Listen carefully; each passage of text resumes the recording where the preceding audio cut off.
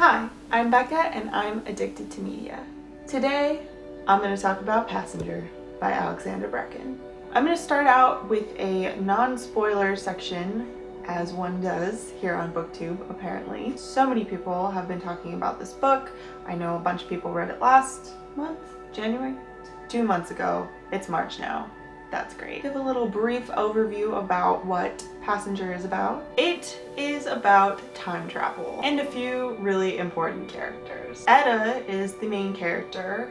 She is 17 years old and a violin prodigy who lives in present-day New York City with her mom, Rose. And her mom doesn't really talk about her family's history, so Etta doesn't really know anybody besides her mentor, Alice, who also is her violin teacher. But other than that, Etta lives a pretty secluded life. She is so focused on her violin and she just wants to make her mom proud playing violin. She wants her mom to notice her. Rose has a mysterious past that she does not share with her daughter, and they both are very attached to and consider Alice to be their family. Alice also seems to know something about Rose's past that she won't tell Etta either. There's also another character named Nicholas. Nicholas is just under 20 and he is from the past, 1776 to be exact. He lives most of his life in 1776 in the Atlantic Ocean on a sailing ship, which also happens to be captained by his friend and mentor, Captain Hall. They also happen to be legal pirates. Yeah. How do these two groups of people meet? Well, there's also a woman named Sophia, and she is also 17 years old.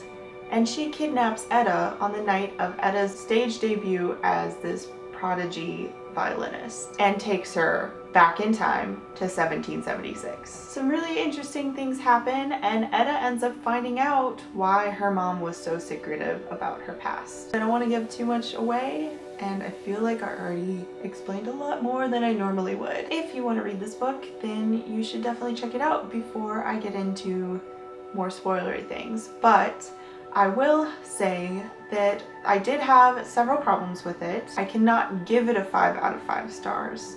But the writing is beautiful. Alexandra Bracken has a complete way with words when she describes settings and places. It also deals with aspects of time travel that I don't see confronted that often, especially in older movies where they don't really talk about what actually would happen and how the timeline would get messed up if they actually did do the things that they did. It's really interesting. You should go check it out, and I'll see you again when you come back to hear my spoiler review. Bye.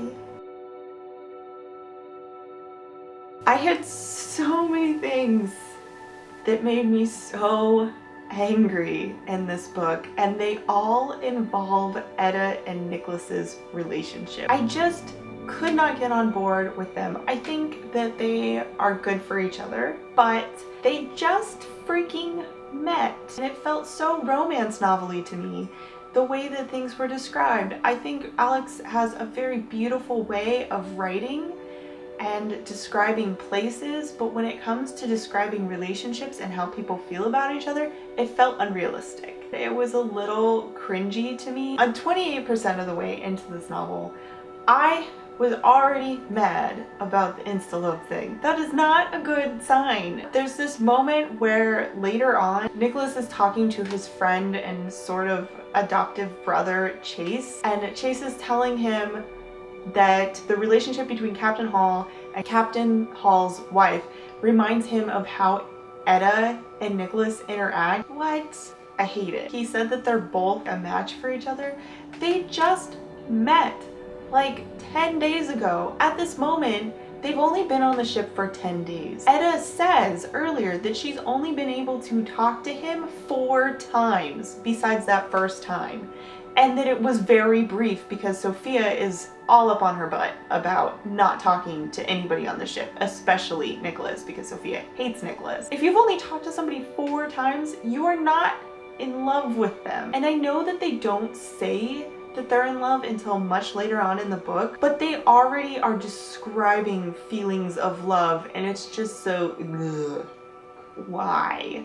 Why is that necessary? At the point where they're like considering how they can't be with each other. They've only spoken like 3 more times off of the ship. That's it.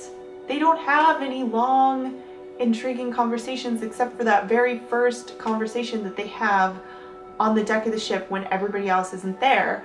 And it's just so weird to me that Alex actually points that out. One thing that I can say is, okay, maybe that's how romance works in this time, or that's how at least Alex believes romance worked at this time, because things did move a little bit different of pace. I can believe that for Nicholas, but Etta has grown up in the 21st century. I know she's 17, but it's so unrealistic for her to have these kinds of strong feelings for somebody. I just kept waiting for there to be some sort of reason why they were connected, like some sort of magical reason for them to feel connected. And I know that there is a strong possibility that there will be a reason that crops up later, but at this point, it's ridiculous. Why can't they just feel strong attraction for each other? Physical attraction, I get that. Nicholas is a very beautiful man. I understand that. I do not understand when she's just like, I feel this strong pull towards him. I don't understand it. I'm obviously in love with him, but I can't feel that way because we can't be together. I hate it.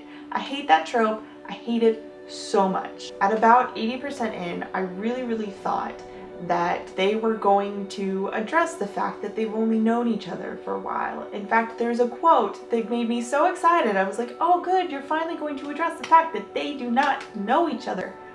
And then it gets ruined. Nicholas says, think about this, Etta. You scarcely know me. And I was like, thank God.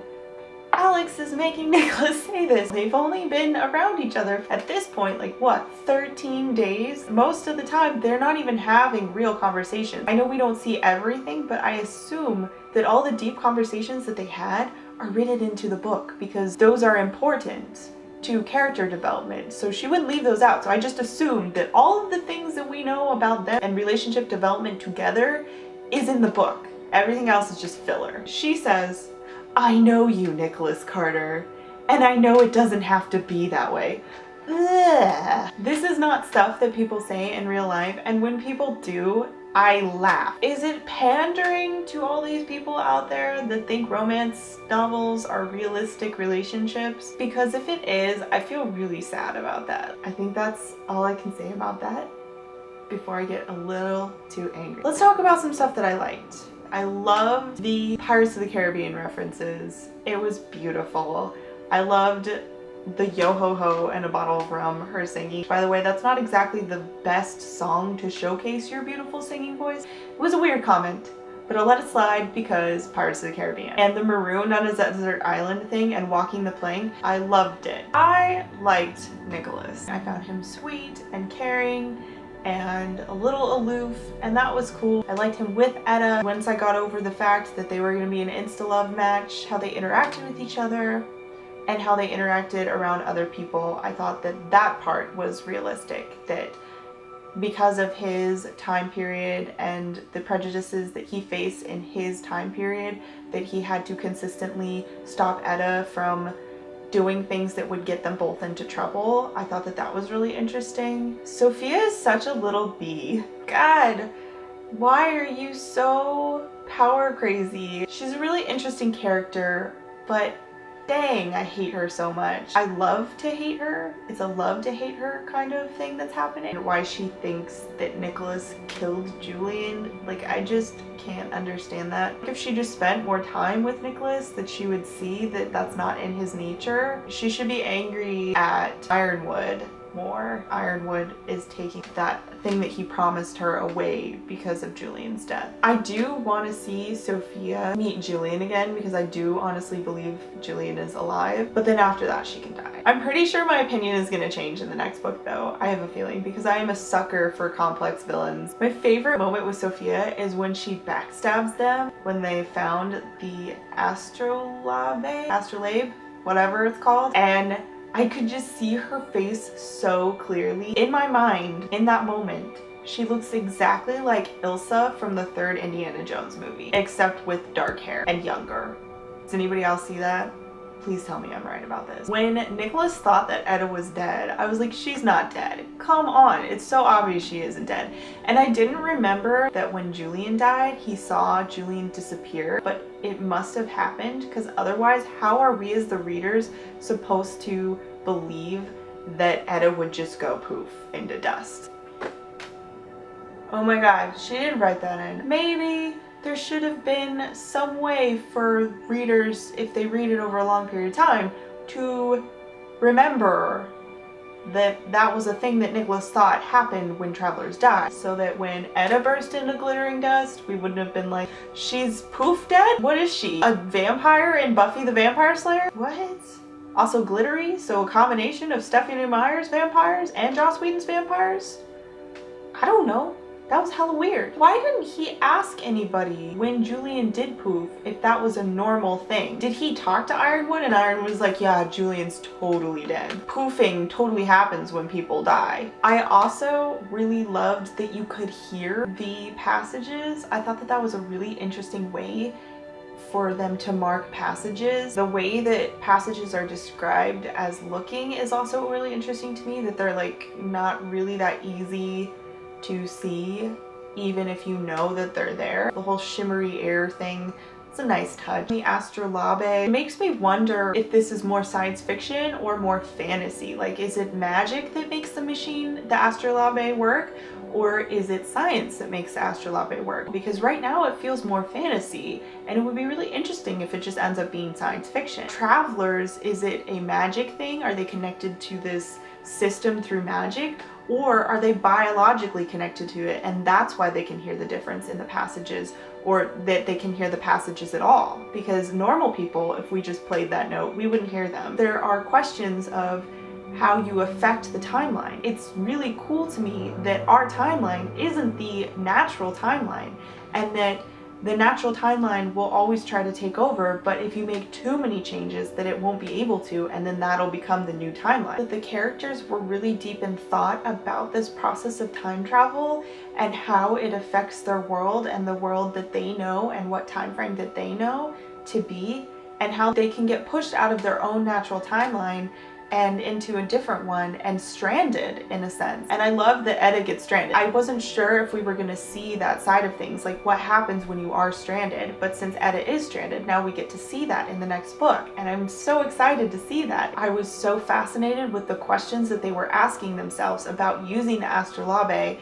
and making new passages, and how that would affect their timeline, and how that would affect and displace other people's timelines, and how that's really selfish. Overall, I really enjoyed reading this book. I loved the time travel aspect, and even though the romance thing really bothered me, it was okay. I'm excited to read the next one. If you read this book and you liked it or you hated it, I want to know in the comments down below. And I also want to know what you thought of the romance and the time travel aspects. What kind of theories have you come up with? I don't have any like real theories right now yet. I'm sure that I'll probably come up with some later, but at this point it's just a little too fresh for me. So if you like this video, let me know. Comment down below, give me a thumbs up, one of those, and I hope that you're having a really great day. Okay, bye. I also can't believe that Rose killed Alice. That's fucked up. That's really messed up. Why'd she have to kill Alice? Why couldn't she have just like locked Alice up or something? I just don't understand why Alice had to die. Also, are we gonna bring Alice back? Is that gonna be a thing? Nicholas hasn't been in that time, so he could technically go back and save Alice, but that would also be really selfish because, you know, the whole time travel thing, it gets messy. People get stranded if you mess up the timeline. Time is more of like a living, breathing entity that smooths over the timeline when it's been affected. You can't go back in time to become your own grandfather. It just doesn't make any sense. It's not physically possible for that to happen. Just like, give me a break, okay? Because I have no idea what I'm doing.